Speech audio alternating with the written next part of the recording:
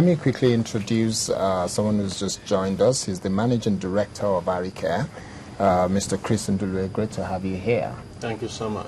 We've just started conversation a few minutes ago with regards managing transport in Lagos, and that of course includes the airports, it includes aviation, because it's one of the modes of transportation from and into Lagos.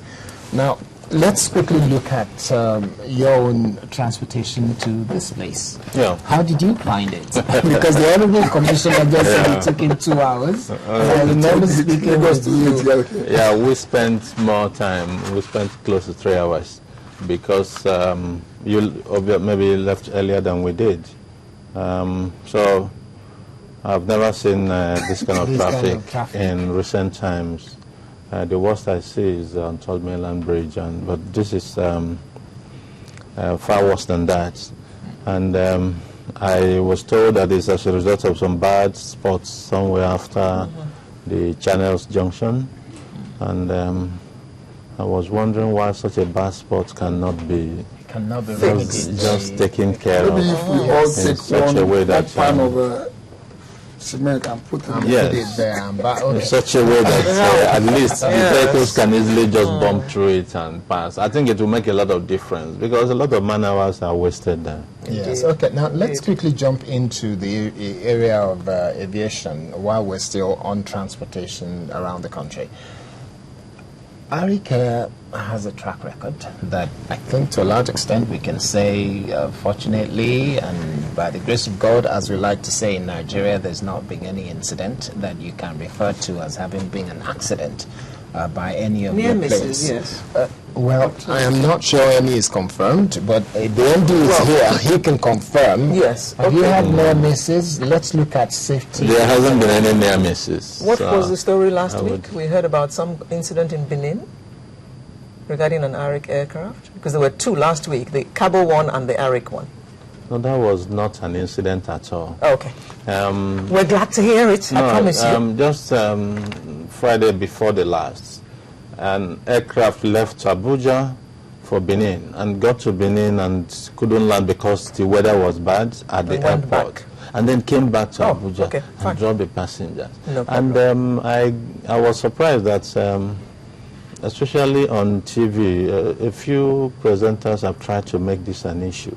Okay. And I don't know what we expect the captain to do or to try to land if he cannot clearly see the runway. And but we are not, it's our responsibility to make sure that the passengers are safe. So no matter what happens, no matter how the issue is stretched, and we will continue to do what is right. Okay. So if it happens again, we will do the same thing again. So how do we explain the issue of serious concern, in fact grievous concern, about the issue of safety in the air? And I'm asking you as an industry practitioner, not necessarily because of ARIC, but as a practitioner in the industry in general. This issue of safety is on and on and on. What is it we're getting wrong in the industry? Well, I think that a lot of the reported cases are blown out of proportion, and when my you have view, 163 people losing their lives, I don't know how a lot of the cases, you know, some of them are called near misses. They're not near misses. Some of them precautions that need to be taken in order to avoid the accident, and that's why my concern is that when those precautions are taken, they should not be overflogged, so that you know, people are not discouraged from taking such precautions. And that's when, if we continue to do that, then we can prevent the accidents from happening.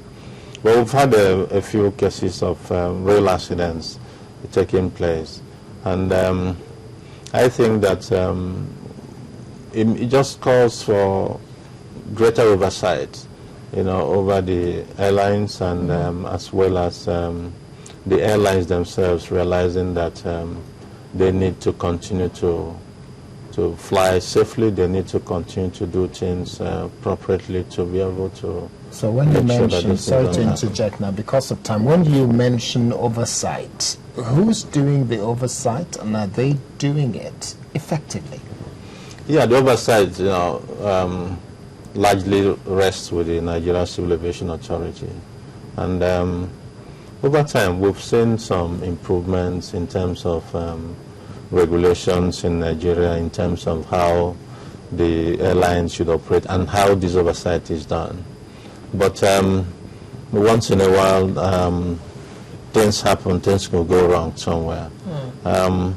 What it means is that we just need to be vigilant all the time. It's an industry in which you need to concentrate fully and make sure that there is no one moment in which you lose concentration or something like that. Okay. Because I think that once that happens, then we get to a situation where we see an accident like we just witnessed recently. In the wake of the Associated Airline crash, we had a pilot in here who was telling us that he thought that the airlines were overcharged taxes and stuff like that, as a result of which some of them were cutting corners. And he thinks that that is one of the reasons why these accidents keep occurring. What's your take on that opinion? Yeah, obviously the airlines are overcharged, and from time to time you hear government talk about intervention. Some even talk about bailouts, which has not occurred before. So, but if you are seeing an industry as one that requires intervention, or even a bailout, then the first thing you need to do is to actually reduce the taxes first, and make sure that at least they can. But you can't be taxing from one hand and then say you want to help from the other hand, and the help doesn't come as quickly as the taxes come, and so I think that's one area in which government should pay attention and reduce these charges, because it's putting a lot of pressure on the airlines. And if an airline, especially the weaker ones, it makes it really more difficult to survive. When you say that it's overcharged, are you doing a comparative analysis to what you're charged when you fly to Heathrow or to any other part of the world? Yeah, comparatively, what we're saying is there are so many taxes. It's a multiplicity of many charges and taxes. At the end of the day, it boils down to the airline getting very little from the fares that they've collected. And from all comparative analysis, the airlines in Nigeria are charged much more than any other place in Africa. Okay, unfortunately we don't have time to go on. So your final word on transportation in Lagos, and you've got to do it in 30 seconds. Just to continue to thank the people of Lagos for bearing with us and being cooperative, and then to further encourage them as we roll out the second phase of the aspect of the road traffic law as it affects public transportation. We appeal to those people in that sector. And all these are geared towards safety and security, and safety is paramount. We are lucky we have bus stops on the road, unlike in the air. Okay. Chris, your own final word, and would like you to give us an element or an insight into what should be reassuring for people to continue to feel safe, to be able to fly. I think that largely air transportation is very safe, and as an airline, what we try to do is to make sure that we keep the confidence of the traveling public, and that's why we want to continue to do things properly. We want to continue to do things in such a way that these accidents would not continue to reoccur. And I think that we've witnessed so much of it recently, and it's a wake-up call for everybody. And the airlines also have the final responsibility to make sure that they're doing things properly. Over and above whatever regulations. It's not an industry in which you actually have to wait for enforcement of regulations. Indeed. You need to be responsible enough to make sure that you are taking care, you are enforcing these regulations yourself. Okay, thank you very much, Mr. Kadi Opefa, the Lagos State Commissioner for Transport.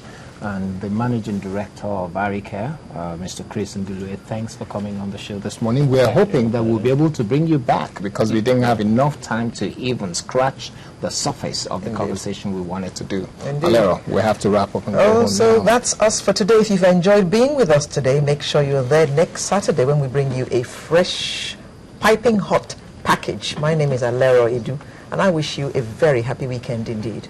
And I pray you have a great weekend. And if you are traveling, please avoid the Lagos-Ibadan Expressway. My name is Kaidi Akintemi. Have a great weekend. I don't know. Find another way.